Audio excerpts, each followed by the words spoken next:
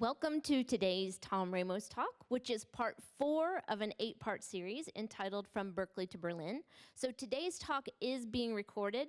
If you have missed the previous talks, the replays are available on our LISA website on the author series page. And those of you who are joining us from WebEx, please enter your questions for Tom in the Q&A, and I will ask those questions at the end on your behalf. And for those of you in Building 123 watching in person, please wait for the microphone before you ask your questions so our listeners at home can also hear. And then a reminder, Lisa will be holding a drawing for a chance to win one of Tom's books following the event, and we will notify you after the talk. So please join us once again in welcoming Tom Ramos. Thank you. Thank you, Melissa. All right. We're almost halfway through now. In the first 3 lectures, we hardly even spoke about Livermore, but we're here at Livermore now. The end of last lecture, it looked like this is where they were going to place the laboratory. But before that, we talked last time. I want to recap a little bit because it's important. What happened is a few years after the World War, the Soviets detonated an atomic bomb, and now they were nuclear power. And physicists like Lawrence and others realized that in all likelihood, the Soviets would go on and pursue a thermonuclear warhead, what we call a hydrogen bomb. Not going to stop at just the atom bomb. And that started a pursuit for what we call thermonuclear research going on. Of course, it was centered there at Los Alamos. It was headed by a group headed by Edward Teller. And eventually, after a lot of misfalls, missteps, in March of 1951, Teller and a mathematician named Stanislaus Ulam wrote a document explaining a new idea to launch to make a thermonuclear warhead. And that was reviewed, and whereas the General Advisory Council to the Atomic Energy Commission, which had been headed by Robert Oppenheimer, was opposed to the thermonuclear research and to developing it. In fact, Oppenheimer still was morally opposed to it, as were many other members. But nevertheless, a group headed by John Wheeler, it was called the Matterhorn Project. They had done these calculations. It pretty much showed the new ideas were going to work. And based on that, the Atomic Energy Commission then said, we'll schedule a test of a thermonuclear weapon. All right, and that's where we kind of ended last week. But this is the test. It was called the Mike event and the Mike device. You see the picture on the top, fireball growing. Now, when this thing went off, it had a yield of about 10 megatons. Now, just as much as in the first lecture, when I spoke about the discovery of nuclear fission, that they discovered an energy 1 million times more powerful than chemical explosives like dynamite or explosives. Well, this is now 1,000 times, almost 1,000 times more powerful than the atom bomb. So this raises us into another new regime. Now, up to this time, the atomic bomb was considered strong. It ended World War II. But nevertheless, the services saw it as a big, albeit a big new weapon that they would put in their arsenals. After the Mike event, the military had to rethink what a nuclear war meant. Okay, and as Bernard Brody, one of the military analysts from Rand and Princeton and Yale, said, up until this time, military commanders were responsible for winning the wars of America, for defending a country. Up now, they have to learn how to avert a war from occurring in the first place. It's a new role that they have to play. All right, I mentioned the Matterhorn Project. It was created by John Wheeler, and I'll just bring this up real quickly. This was formed late. It moved off to Princeton. They did the calculations, the key calculations for the Mike device, and that went back with the designers working at Los Alamos. One of the things that came out of it, though, is when Wheeler took the project to Princeton, and they established this little site for it, Wheeler wrote letters to prominent physicists around the nation to try to get them to join the project because help was needed right away. I believe he sent out 125 letters. He only got one response, and that was from Professor Louis Hennier, who was a astrophysicist at the University of California, Berkeley. And Hennier said, yeah, I'll come out, which was good because that was the type of physics actually that Wheeler was most interested in, because it encompassed an area we call radiative transport. But when Henry showed up, he brought two of his graduate students along, Rick Levy and Bill Grasberger. Now, you're going to be hearing a lot more about Bill Grasberger in the coming lectures, but that's how he arrives here at the laboratory. He becomes, he very quickly gets his PhD and gets hired by Edward Teller into the theoretical division at the laboratory. Another member of the Matterhorn project that eventually would come over, he gets first assigned, was the Army officer that was there. His name was Carl Hausman, major. Wheeler had put him into the Matterhorn project. He worked there. And then when the laboratory here was created, Hausman also came out and helped and worked with many of the new physicists out here.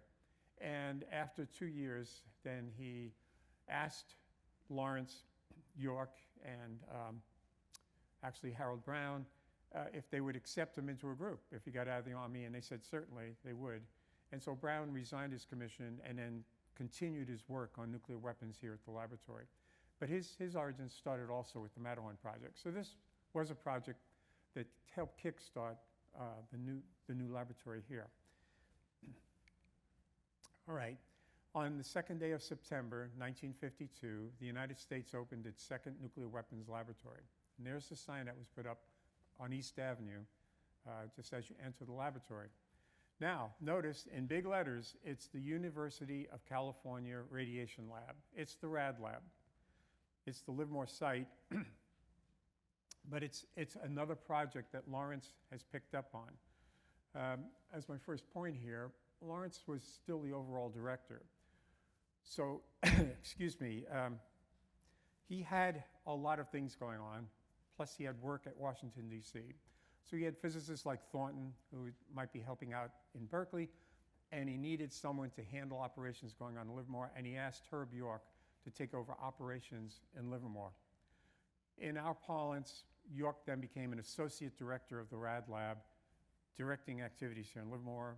Other people, I mentioned Robert Thornton, there are others, Edward McMillan actually, would be running operations at Berkeley. So he had simple operations. But leave no doubt, Lawrence was the director of the laboratory on that first day and for actually 2 years later. So I told you at the very first lecture this would be revisionist history, and might as well start here.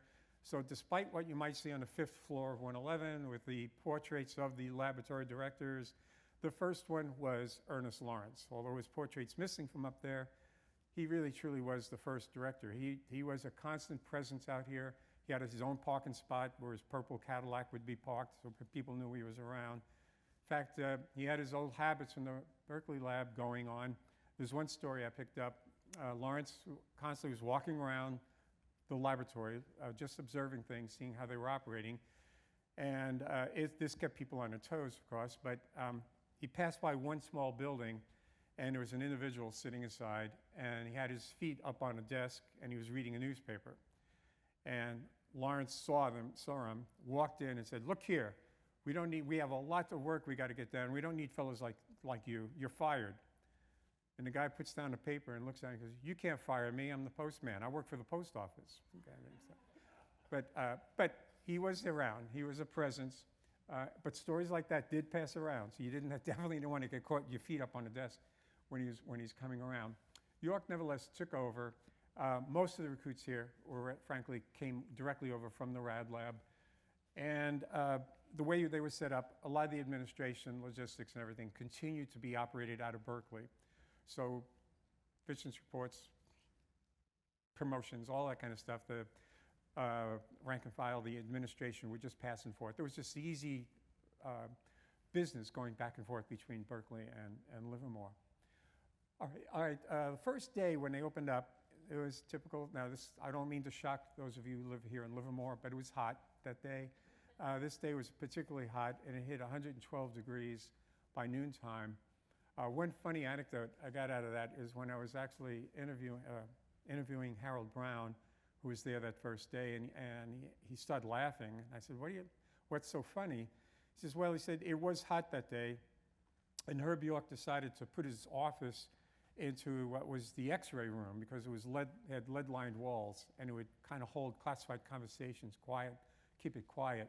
So he put his office in there. And so I was going around setting up, and at noontime, I came by to see him, walked into his office, and the lead-lined walls can keep in sound, but they also keep in heat. And so he said he looked down at York, and his face was full of perspiration. His shirt was soaking wet, and he was just looking miserable there on the first day. And the whole thought of it just made him burst out laughing again. But the other kinds of things to get used to is when they shut down the Naval Air Station, and it mothballed it basically, a lot of private pilots with their own planes who were coming into the San Francisco Bay Area saw an opportunity, get free parking, free landing. And so they just come in, land on the Naval Air Station base, and where they had a car, they kept a car nearby or whatever, then they would just take off and do their business in the Bay Area and then come back. Word did not get around as much as they hoped that this has suddenly switched into a top secret nuclear weapons laboratory. And so these pilots kept landing on, still had the airstrip in the middle of the laboratory grounds. But this time when they landed, a police car coming up with lights flashing, and the next thing you know, you had the laboratory security force surrounding their airplane and confiscating the airplane and taking them in for questioning and that. So quickly, word did spread around and people quit landing here. I think the FAA eventually made this a no-fly zone over the laboratory to cut down on the traffic from coming in. The other thing, this gives you an idea of the kind of people they were hiring at the time, but many people in the northeast section of the laboratory was still a lot of grassland. The only thing out there were rabbits with long ears, ground squirrels, and the predators that ate them. And so people would come to hunt in the late afternoon and evenings, and guns were forbidden, so they'd bring bows and arrows. And so it got disconcerting when some people would go out for a walk in the fresh air, and they would see animals with arrows going through them, laying on the ground, or other things. And so they then had to prohibit. When we say no weapons on site, we mean no weapons at all, and everything got out. So they had to clear out that. So anyway, there was getting used to the new status for the Naval Air Station. There was no air conditioning here. And in fact, it was so hot in the draftsmen, when they were drafting up blueprints, they typically had to make 2 copies because it was so hot, the first copy was full of the perspiration, and then they'd have to go to make another copy. And Jim Bell was the head of engineering, and he was trying to get it corrected, and he tried to order air conditioners brought in, and the AEC inspection official said, that's too extravagant a taxpayer's cost. We can't be charging the taxpayers for an extravagance like air conditioning. So Bell then called the next inspection that they were coming. He deliberately called it for the middle of July and had it in the draft room. And they had him sit there for 3 hours while they got presentations about the laboratory, and that worked. The inspectors sat there for 3 hours, sweat, and then they came out, and suddenly all the air conditioners you want, go ahead and order them. And then we got air conditioners in here. Similarly, we got heaters for the wintertime. Everything else was makeshift. The infirmary became kind of the headquarters for the laboratory. It's all where documents were stored. As the infirmary also became a chemistry laboratory. The shower stalls, they started stacking 55-gallon drums of chemicals in there to do their radiochemistry. Everything was coming on. Even got to a point where there was no adequate auditorium at the lab, and so Edward Teller started giving lectures on nuclear weapons at the Livermore High School auditorium. Just bring everyone here, and he gave his lectures there. Okay, no, do not do this on your own time because the security police probably would arrest you. He got away with it. You're not going to get away with it, so don't even think about doing it. But that was the way. It was kind of a Wild West, get this thing started type of atmosphere. And I show you the pictures of the canteen. You're looking at pictures of West and Central Cafeteria all rolled in one. Okay, it was just a wagon, a lunch wagon, and it was originally meant to service the individuals who had built the mass test accelerator that was still there. And you can see Lawrence up there, and there's Ed McMillan in the bottom picture with Lawrence, enjoying a Coke, having a quick sandwich. there. And there was a big deal. I remember laboratory years later got a newspaper, and a couple of years later they actually put a cafeteria in, and that was huge news, as you might imagine, within the laboratory. All right, and one other thing I would bring up, when people moved in from Berkeley, some decided to go halfway. So they settled down in the town of Danville, which is about halfway between Berkeley and Livermore, and took up residence there. Or some actually stayed in Livermore. A few took up residence in Livermore. But at night, especially in the winter, as it was getting dark, there were no lights. There was just a two-lane road. There was no interstate. To get back to Berkeley, you ended up often taking a two-lane road, and you had to cross Highway 50 often. To get back to Danville, you had to get back to 50. 50 was a four-lane highway, and there was a lot of concern about the safety of the employees getting back and forth on their commute. So they opened up one of the barracks. They put a light bulb in it with one switch, and you could spend the night and sleep there overnight, and then go start work first thing in the morning. One latrine in the entire barrack, typical military barracks. After a lot of vociferous complaints, they finally started giving people individual rooms with light bulbs and a desk, but that was all to come. But that was work in the early months of the laboratory, getting this place started. But we needed to go to business. Yes, sir. Oh, never mind. We don't have a microphone, so they're not going to be able to hear you. So I apologize for coming in late, but I have a question based on your... You can't. I'm sorry, sir, you're going to have to wait for a microphone. Didn't know you had a microphone, so apologies for being late, but those pictures raise a question in my mind back then, even in the summertime in Livermore. Was it the case that you and the other professional men working felt that you just had to wear a coat and a tie and an undershirt? Or were you dressed kind of like we are now? All right, so the question is, did we dress up to come to work? The answer is no. That was Lawrence, that's not me. No, I never did get dressed up. I don't think I've ever worn. The only time I had a rule of thumb when I was running a program here, the only time I put on a tie and jacket was if a guest was coming who was going to give me money. Then I did get all dressed up, wore a tie, yep, then I got dressed up. Other than that, nope, they didn't rate a tie. Does that answer your question? Okay, good, all right. So York's running operations out here, and he established an organizational chart. He had the theoretical division, became the heart. That would have your theoretical physicist, an experimental physicist, who would be putting together the diagnostics to measure the test results. Then they were supported with an engineering division and a chemistry division, and then there was a plant engineering division. And then within engineering, you had mechanical engineering, electrical engineering, some civil engineering. And so it was pretty much established that way. But there was also a Sherwood project, and this was an insistence on Lawrence. Lawrence insisted if we're going to be doing thermonuclear research out here, then we need to get some basic science out here too. Sherwood project basically was to establish the physics of harnessing fusion energy. That's something we're still pursuing today. But that started on day one. Dick Post, who many of you may have worked with over the years, took over that position, and Dick stayed at this laboratory into his 90s, still pursuing that goal. And of course, the laboratory has been a leading research center for fusion energy, which I'll go into, that I can go into later with other things. And within T division, with the weapons, specifically with the weapons, two groups were formed. One was called the Livermore Megaton Group, and his good friend Harold Brown, he made the head of that, and they were going to establish working on what we call secondaries. And then there was another group called the Small Fission Weapons Group, headed up by a very talented physicist named Art Beal. The names are kind of interesting, aren't they? Atom bomb is the small thing, and then you got your megaton group.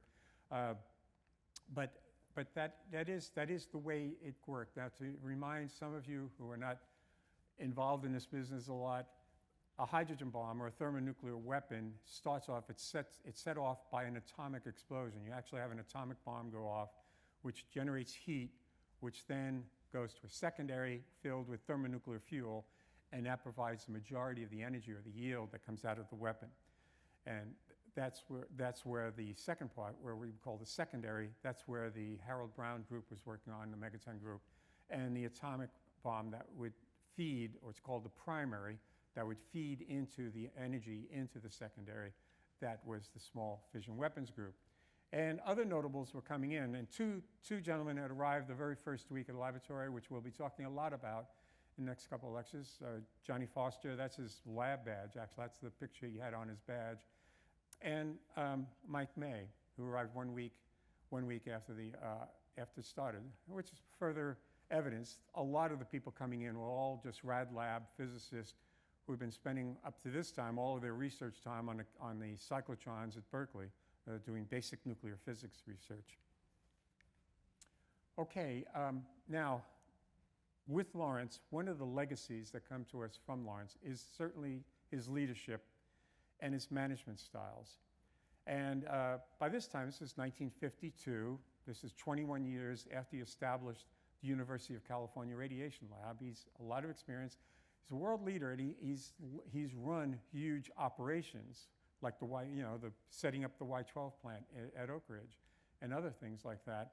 And he kind of organized himself, and he established something that later got known as matrix management. And so with Lawrence, it's not as though he was against organizational charts. It's just that you had to have an organizational chart. In fact, any organizational chart around would have him as the director. But the important thing was not your position on some organizational chart. The important thing for Lawrence was that you had a person responsible for accomplishing a specific goal. So if a challenge came up, if a problem came up that you had to address, then you appointed what was called a program leader, and you established a program. And then the program leader would go around and could pick out experts from the engineering directorate, engineering division, from the chemistry division, and also from the theoretical division, and then form an eclectic team of experts with various backgrounds. And the whole team knew they had a specific goal to accomplish that allowed them to focus on the problem at hand. The idea was, when the problem was solved, if after 2 years they got a solution, they go on, well, then the program was dissolved. Everyone went back to their parent organizations and getting ready for the next program to go. The idea was that you were not demoted, you're not being promoted or demoted, and so it was usually you did not get titles with any of these things. You just went in, got the job done. Lawrence just assumed if you applied yourself hard enough, you can really get to a solution. And this is a testimony to his own character and his own talents, because he, over his course, accomplished some phenomenal achievements in his career of getting things done by just applying himself. And this is not usual for an organization. Usually in an organization you get mid-management, you'll get group leaders, you'll get this kind of stuff, and with that they get a title and they start running their own little segment of a program, and they kind of get ownership for that, and they want to know what's going on within their own little group, and that's a natural tendency that goes with everything. And it was that kind of thing that setting in stone this kind of organizational type of relationships that Lawrence was constantly had to renew, rejuvenate, and keep from happening. And it really, one of the things it does, when you got a bunch of people with different expertise together, it promotes innovation in the sense that everyone feels they have a piece of the pie.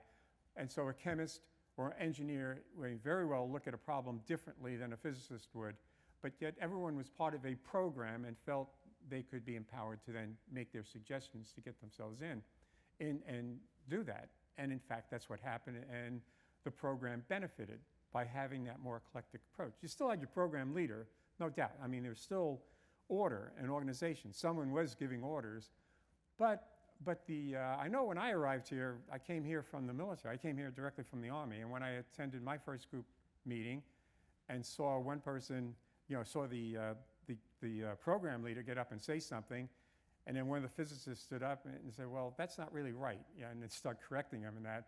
And I kind of naturally put my head down and started waiting for a rainstorm of abuse coming back and forth, but no, that was acceptable. That was acceptable. If you're going to say something, be prepared to defend it. And that's a very powerful type of environment, and it does lead to very highly innovative types of things happening.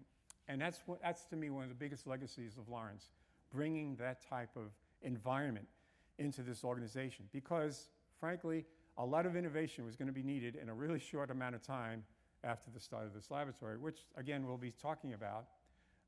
York just adopted to York, Lawrence was like a mentor.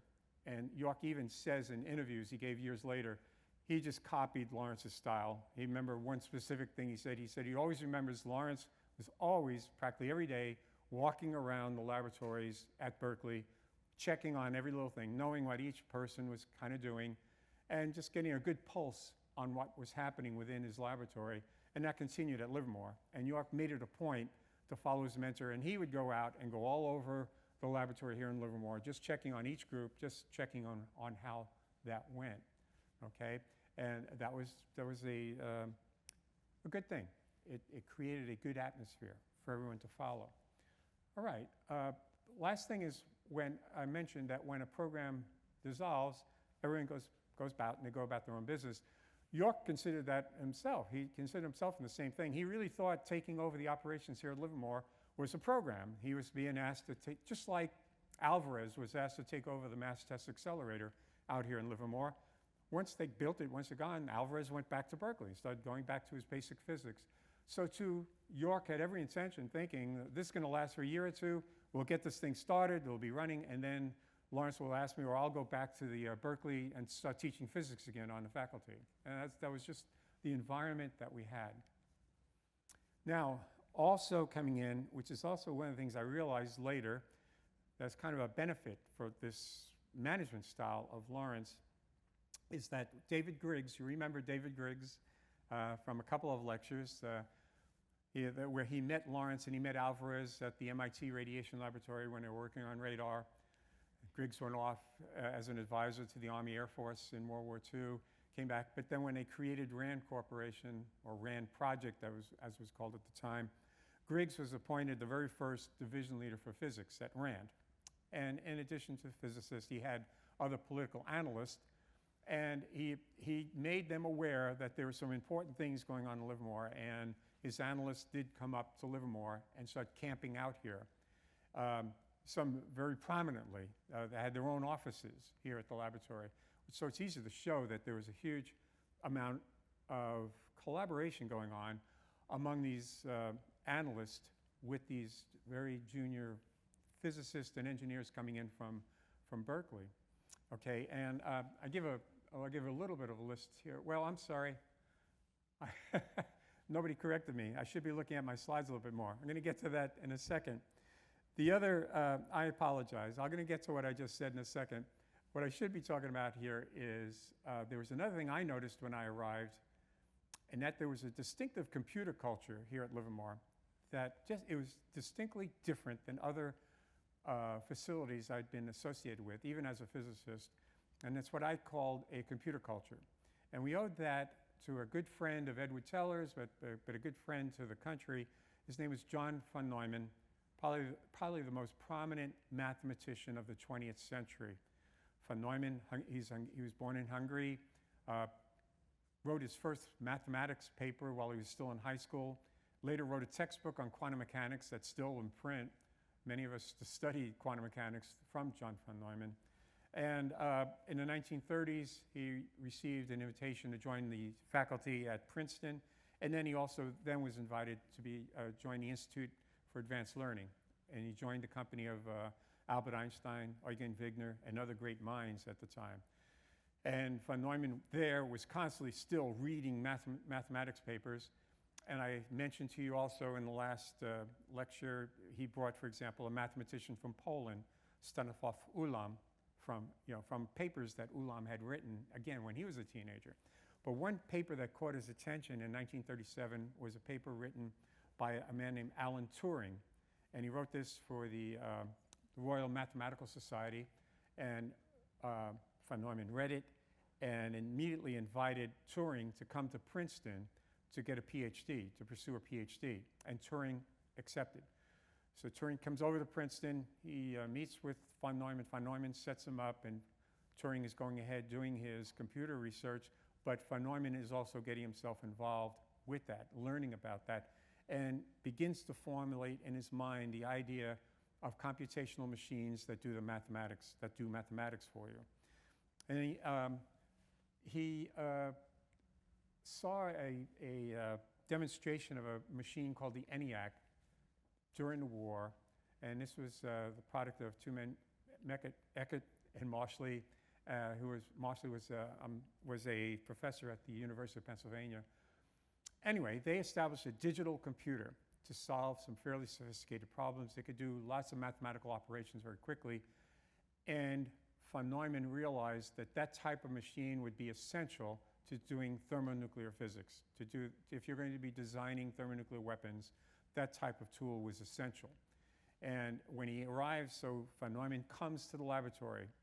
During the very first week that the laboratory opened, von Neumann was here, and he would meet with people, and he convinced the management of the laboratory to invest in computers very early.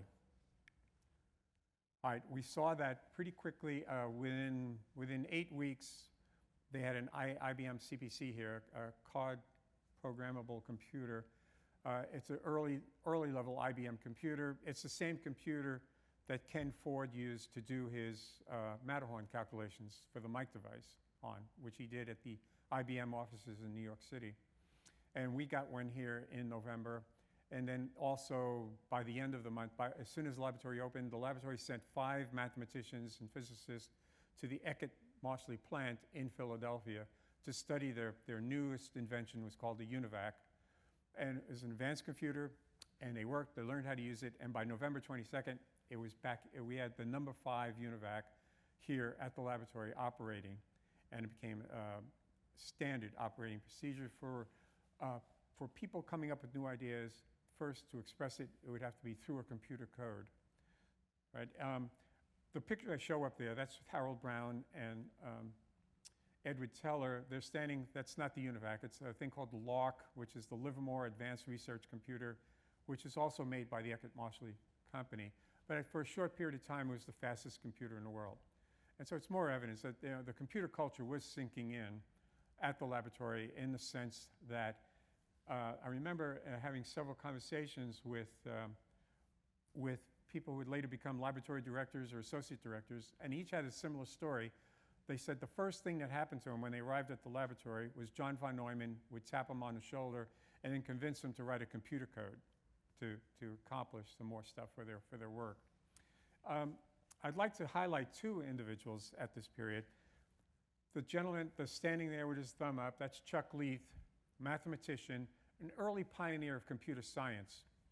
Now, Chuck was a member of the Rad Lab, and he's one of the individuals that Lawrence sent to the Y-12 plant during World War II. And while he was there, Chuck actually created a computer to model the process systems going on with the calutrons, to how you can make them work much more efficiently. After the war, when he's back here at Livermore, he's the first one to start writing computer codes into the UNIVAC that would be used for thermonuclear design work.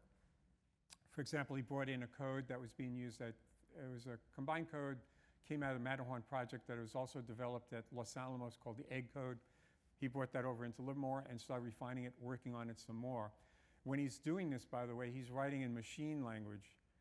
He's writing his codes in machine language. Now, for those younger people out there listening in, if I would ask you how much is 2 plus 5, you would go poke out your computer app, and hit 2 plus 5, hit the equal sign, and you tell me the answer.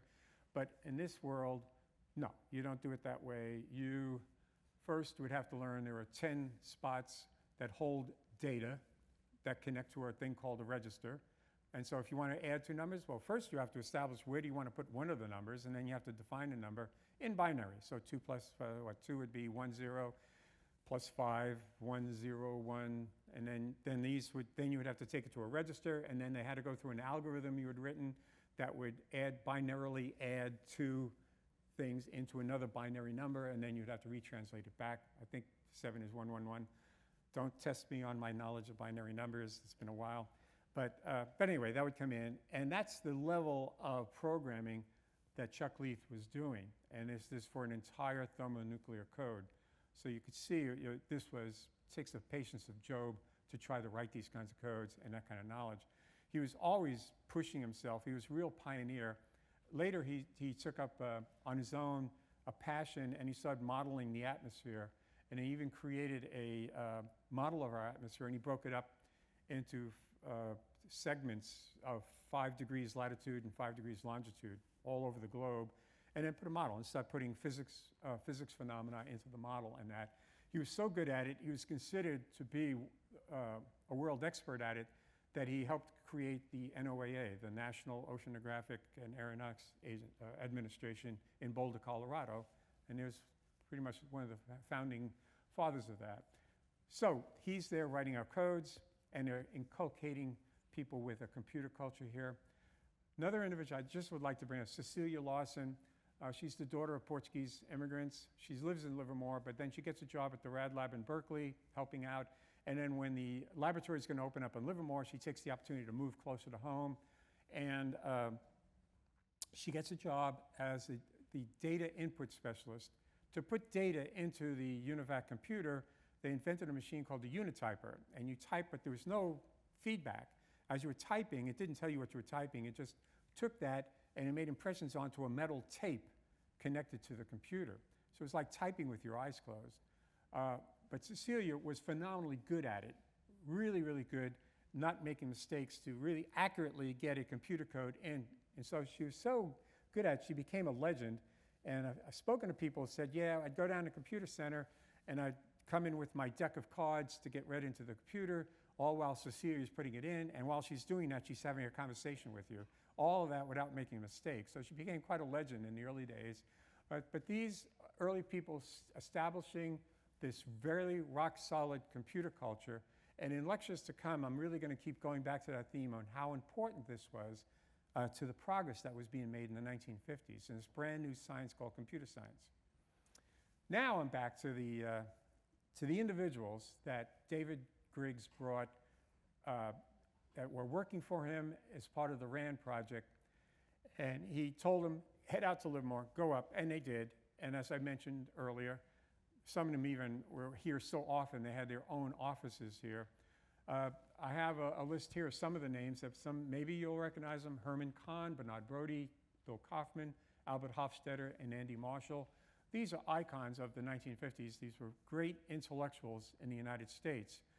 For example, Bill Kaufman was a fellow at Yale, Princeton, wrote distinguished political science papers there. Later, he would become the head of the political science department at MIT for 25 years.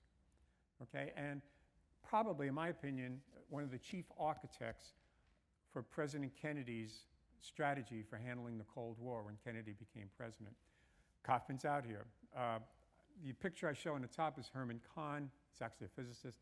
But he would write, he was very much involved with the research going on here, especially with the megaton group. And again, I'll have to go into this later in a later lecture. But for those of you, who is these guys, or who is this guy? This is Dr. Strangelove. This was the Hollywood personification of Dr. Strangelove.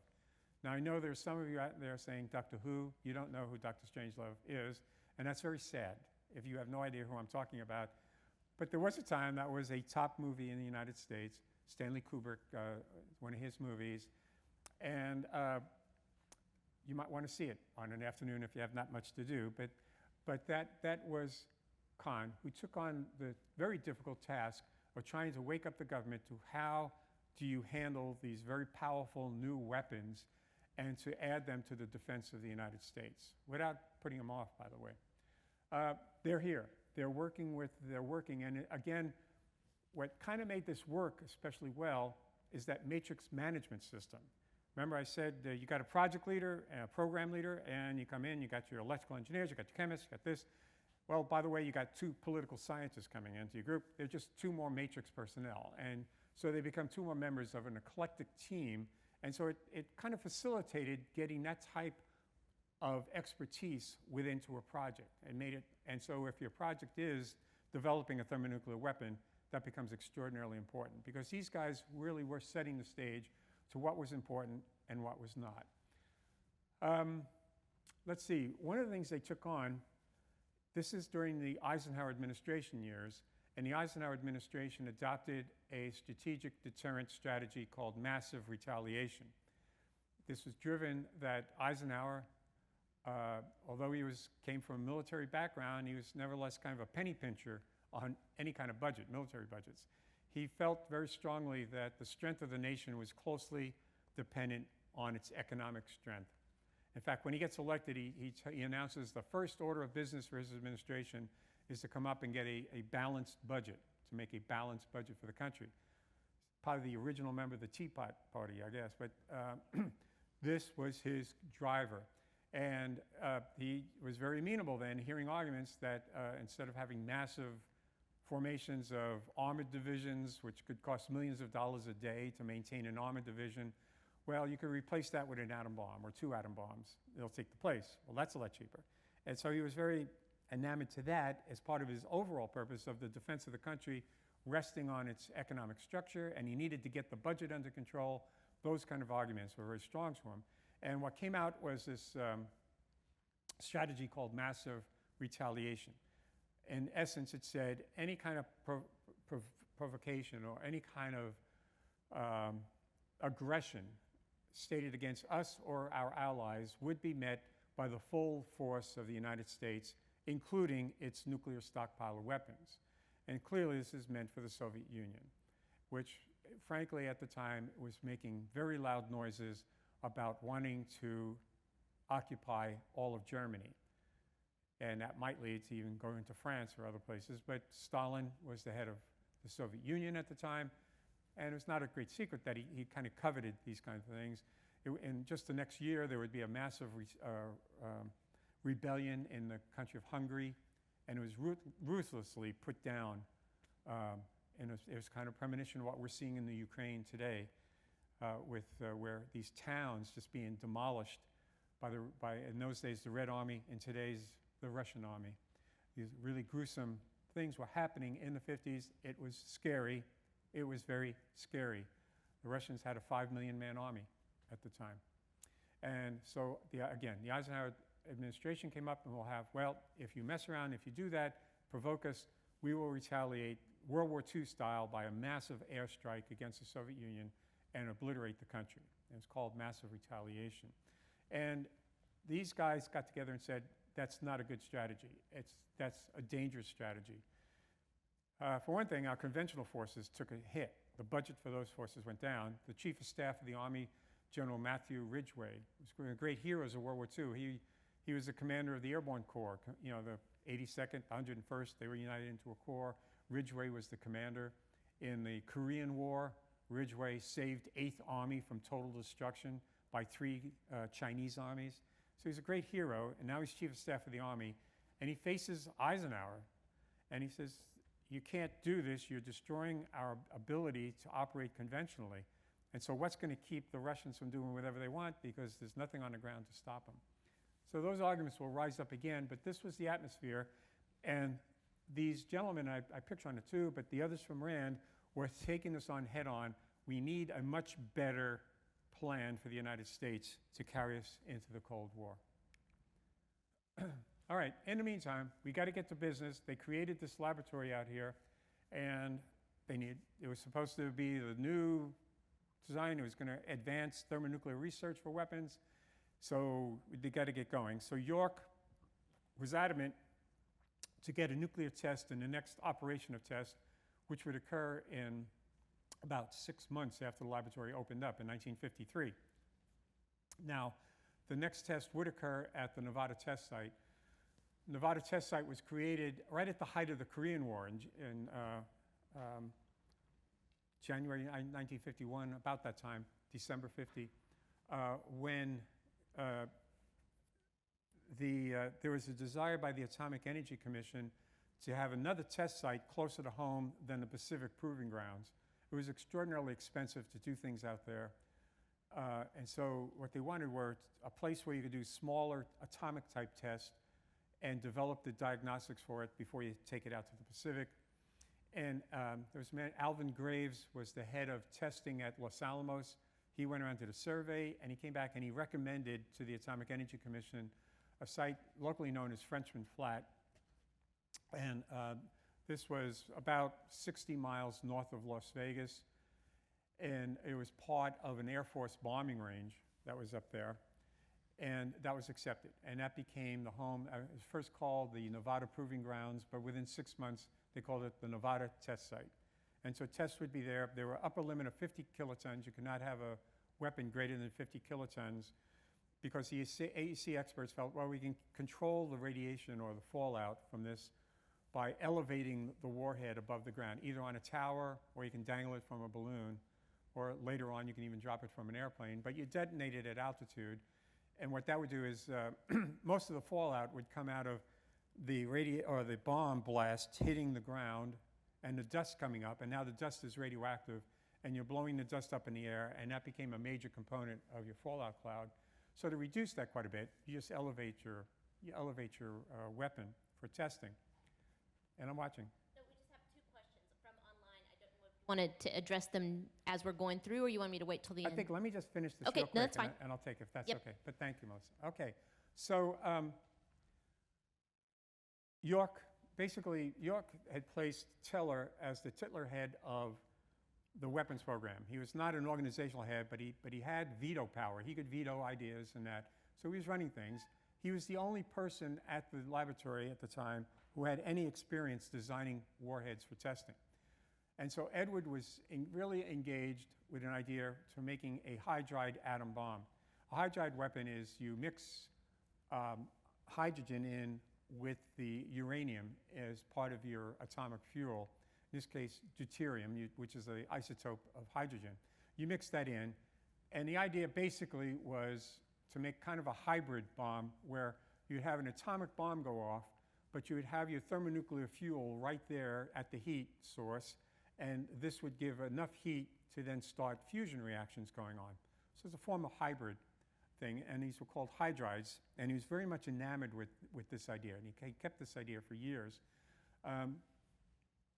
And so York said, well, fine, that's what we'll do. And so there were 2 tests were designed. They were named after 2 administrators at the lab. Ruth and Ray were the names of the test. Ruth was named after Ruth Brockett, who was Teller's executive secretary. And Ray was named after Ray Doofus, who was Jim Bell, his executive secretary. Jim Bell, again, the head of engineering at the laboratory. So those are our 2 tests. They're going to be 2 hydrides. They're designed to be really low yield tests, 1 kiloton, 1 to 2 kiloton test that would be going off. Okay, and the thing is, when they were setting this thing up, the test director out at Nevada said, well, what's the size of the test? They said, well, 1, 2 kilotons. What's the maximum it possibly could be? And some guy came up and said, well, 30 kilotons. Let's say 30 kilotons, which was phenomenally, no, that ain't gonna happen, but they said it. So then the guy said, well, in that case, we'll make it a 300-foot tower. We're gonna really raise this thing really high up, which they did. They raised it way, way up, 300 feet to test the first device. And I think I'm gonna skip going through the physics of why Edward was so enamored with these hydrides. Read my book, you'll get a better description of it. But for now, I'm gonna go. So this is Wally Decker, who was one of the designers making blueprints for these kinds of devices. And Jim Bell goes up to Wally and says, Wally, put the thing together out there. So Decker's responsible for assembling the Ruth device up on this 300-foot tower in Nevada. And so he's going up there, and now Decker later really said he really suffers from vertigo. He had a lot of acrophobia, cannot stand heights. And in order to get the device on top of the tower, you had an elevator, but the elevator only took you up to the floor below the top, and it was a very rickety helicopter. And then you came out, and you're carrying this. There's hundreds of pounds of stuff, and I guess that got lofted up, and then you have all these nuts and bolts you got to screw it down with. And so Decker has his bag, and he's leading his team, and he has his bag of tools, and there's a staircase to go one more flight up. And so Decker's going up, and he does not look down. He does not dare look down because he may faint. So he's looking up at the sky, looking at the mountains. And he gets to the next to the last step, and the technician that built the steps had only put 2 bolts in instead of 4 bolts. And so when he put his foot on when he put his boot down on the step, it rotated. Decker lost his balance and fell forward, and fell right onto the handrail, and now he's looking 300 feet down at the ground. And literally his entire lungs, his stomach, everything went up into his throat as he's looking there, and he just was mesmerized. He just was frozen. And so then he gets over himself, he looks up, and he starts looking off in the distance, and he's like that for a minute or two. Finally gets enough equilibrium that he puts himself up again, takes the last step up on the platform, then pulls out his tools, and starts screwing an atomic bomb into the tower, which is now wobbling up in the wind. That's our start, ladies and gentlemen, with the Lawrence Livermore test, our first test, the Ruth device. It goes in, they fire it, it fizzles. That means it doesn't work. It gives, I think, 80 tons, about a yield of about 80 tons. It's a complete flop. In fact, you're looking at the tower there, the Ruth Tower, and it's not vaporized. In fact, I can't verify this, but I remember years ago being told a story that after the first test, someone at Los Alamos, one of the managers at Los Alamos, perhaps the director, sent a telegram to Herb York saying, "Congratulations on your first atomic test. By the way, when you're done with the tower, can we use it?" Kind of thing. So it was kind of, and the guys were taking quite a bit of ribbing there, and the Army was upset because they put some tanks there that were supposed to be blown apart, and they were not blown apart. So anyway, there was some embarrassment, and then 2 weeks later, they had to do the Ray device. York insisted we still had to do it. They tried to do some stuff at the last minute to up the yield, put it up there, and blew it up, and it too was a fizzle. It's a complete failure. So our first two tests, this is the brand new laboratory, all being lauded. This is to bring new innovative ideas into the nuclear stockpile, and that's what you're looking at. That kind of became a symbol of the laboratory for a while, was this half-shot away Ruth Tower. It's not a good start. It didn't take long I was reading the post-operational reports, after, and I'm reading this thing, and it seems like, my God, these people are unreal, but the way they were written up, it was like you saw, I took out one sentence, which I thought was crazy. Well, actually, the shot worked pretty well. It was meant to be a low-yield weapon, kind of thing. And, it was kind of this self-backslapping kind of stopped after that. And then the ridicule started coming in. Norris Bradbury, the director at Los Alamos, reasserted he was always against creating a second laboratory and see what happens.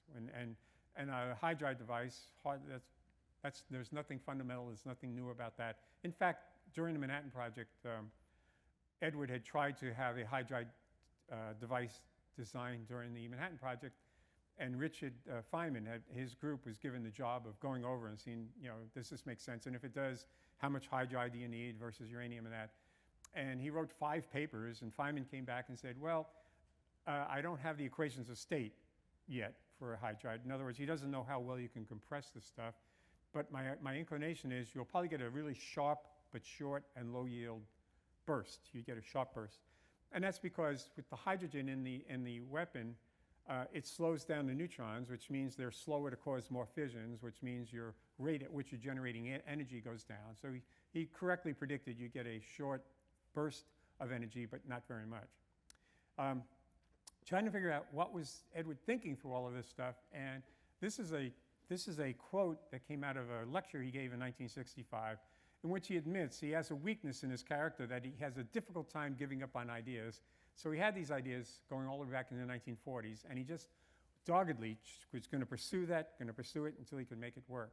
Okay, and we're going to see more of that, of course, in the coming weeks. And so next week, you think things are bad now? You have not seen anything yet. So next week's lecture is we're going to hit rock bottom. We're on a downward trend here. We have 2 failed tests. The next test is going to be in the Pacific, in which we test a complete thermonuclear warhead, which, by the way, is the reason they created Livermore in the first place. And Edward gets to show his stuff at that thing, and things, well, I won't be a spoiler, but things do not go the way you might expect them to go. And with that now, Melissa, let me open it up to questions. And I'm very proud of myself for ending 6 minutes early. That was fantastic. And I just have to say that the trip on the step is probably why, also the beginning of our safety culture at the laboratory, right? The safety moments that ensued. So we have 2 questions. So the first is, York's autobiography was called Race to Oblivion. So as he was working on nuclear physics, he was also working on arms control. What was his personal belief on the morality of nuclear weapons? Okay. First, I would contradict the questioner. That was not his autobiography. York actually wrote before that. Now, what's the name of it? It was not Walk to Oblivion. It was From Weapons, anyone remember? From Weapons to... Making Weapons, Talking War? Thank you. Making Weapons, Talking War. That's his autobiography. The next one is an outstanding book. It's called The Advisors. So York's written some outstanding books. All right. Yes, York, this is getting ahead of the lectures, which will become prominent. York came around to the position that once we were successful, this not come around right away, but after we were successful, and we had some really big successes under our belt, York came around to the idea that, well, we probably ought to now somehow control it, because how many weapons do you need to make a credible deterrent? And the mode at the time was, if the Russians build so many weapons, then we got to build so many weapons, like that. And York was very much adamant, well, that's not wise. It's not wise. So that's when he really became an advocate for arms control, which my own personal observations put him at odds a bit with Edward Teller and one or two other people who felt were much more hawkish about we cannot allow ourselves to become weak, which was their position was we have to always be in a position of strength, otherwise they're going to be overrun. And whereas York was more or less, and Harold Brown, by the way, shared that, because Harold Brown, by the way, also played a big role in the SALT talks and establishing the U.S. position in the SALT negotiations. So Harold Brown and Herb York were very much adamant, let me call them on the arms control aspect of this. Others were on the other end. Everyone was kind of pursuing. That's not to say they were against nuclear weapons. York was simply saying we need to be smart on how we handle this thing. And I was actually going to give you a quote from in a week or two by Albert Vollstedter that lays it out really well, what should be the true goal for a nuclear deterrence strategy. And I hope that answers this question. The second question, who was running Los Alamos in the early 50s? Was the management style similar there? Was there a lot of collaboration between Livermore and Los Alamos at that time?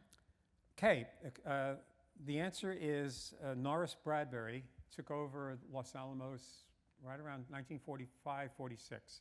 Right after Oppenheimer left. Bradbury remained the director of Los Alamos for about 25 years. So we went well beyond 1960s. So the answer to his first part of his question, it's Norris Bradbury. Now, I'm trying to get in the collaboration part.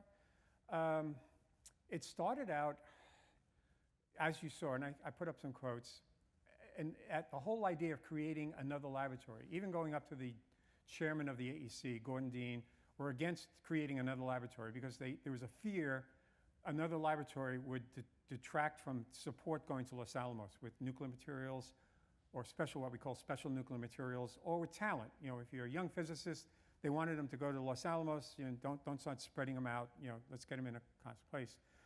And so when Livermore was created, Gordon Dean put down the law: you will not take away any talent from Los Alamos to go to Livermore, and you will try to avoid duplicating Los Alamos. So there was a bit. There's no denying it. There was a bit of strain at the very beginning. From my experiences and from what I've read, that it tends somewhat to be overstated in the sense that most of that strain came in the management level. It's among your group leaders and your program leaders, and it's kind of, frankly, goes back to what I'm talking about with Lawrence's philosophy about management, that mid-managers tend to get very possessive and they hold on to their area, and they get very possessive of that, and they'll look at other groups, even within their organization, you know, and no, you got to go through me.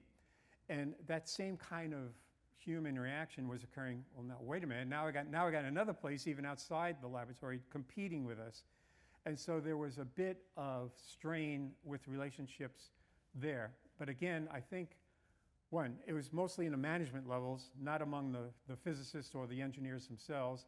And I can say that because when you look at the record, and again, I'm getting ahead of myself, but when you look at the record in the years to come, it was extremely clear ideas were passing very rapidly among the physicists and engineers at two laboratories. They were trading ideas a lot. And so, there was strain, but the strain was not as general as you might believe. Any questions from our audience here? Yeah. We got a, yes, we have a question. For those of you at home, the microphone is on its way.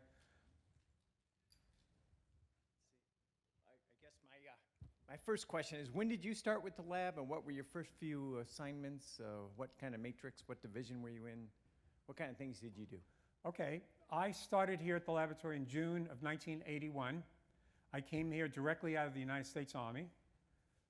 I had some experience at Los Alamos. While I was in the Army, I was a visiting scientist at Los Alamos before that. But I was ready. I resigned my commission from the Army.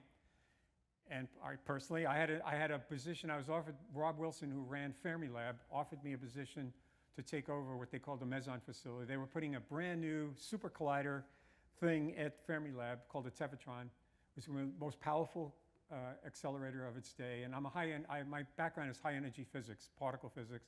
So this was cool. And this is based on the work I did with my group at MIT. I belong to a very great group at MIT. In fact, one of our members, Sam Ting, won the Nobel Prize. So that helped quite a bit. Being a member of that team, I was able to secure a position at Fermilab. At the same time, I had a friend who was out here at Livermore. I said, Tom, Brezhnev has just invaded Afghanistan, and President Carter is going to reinvigorate the nuclear weapons program in the United States. They're looking for physicists. Send a letter to this guy. His name was George Miller. So I had to send a letter to George Miller, who was a division leader at the time. I did. George invited me out here, and I gave seminars out here. And I was offered 3 positions here at X Division, A Division, and B Division. John Emily had B, John Knuckles had X, and George Miller had A. All 3 division leaders offered me a position within their divisions. And then I was given a carte blanche. I could pick whatever position I wanted. And I went around interviewing. And one of the interviews I did was with a group leader by the name of George Mencken, who was one of the greatest physicists I had the privilege of meeting in my life. I went in to see George. Now, George kind of looks like, God bless George, but he kind of looked a little bit like Santa Claus. He had a little bit of a punch here. And he had tobacco stains coming down his shirt where his pipe stains would meet. So I'm sorry for hitting on George. I shouldn't. He was a really great character. But anyway, he's talking to me, and he says, so Tom, he says, I said, George, what are you doing? He said, well, Tom, he says, we're building a laser, and we're going to shoot down Soviet missiles. And he says, and we're going to pump it with a hydrogen bomb. I said, what? I said, are you kidding? What? You're going to do what? And then he had pieces of paper, and we started going over some equations, and he started talking about this thing. And I thought how crazy is that? I thought it was wonderful, because I got enamored with George. So I went back to Miller and said, I'd like to take a position with George Mencken and join A Division. So I joined A Division, and I became part of the X-ray laser program with good old Joe Nielsen there in the back. Joe and I, in fact, Joe would later come up with fabulous ideas about improving the performance of a laser. But Joe and I were office mates, and so we kind of started our career here at Livermore as part of the X-ray laser program. Does that answer it? Could I support? I guess one question is, you use a hydrogen bomb to create a pump, laser? No, to pump a laser.